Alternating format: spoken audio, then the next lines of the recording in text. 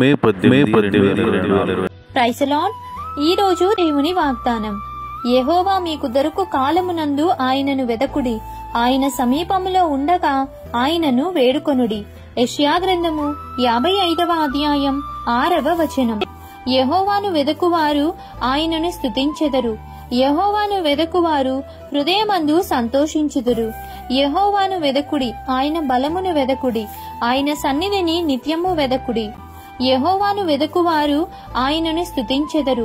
యెహోవాను వెదకువారు హృదయమందు సంతోషించుదురు. యెహోవాను వెదకుడి, ఆయన బలమును వెదకుడి, ఆయన సన్నిధిని నిత్యము వెదకుడి.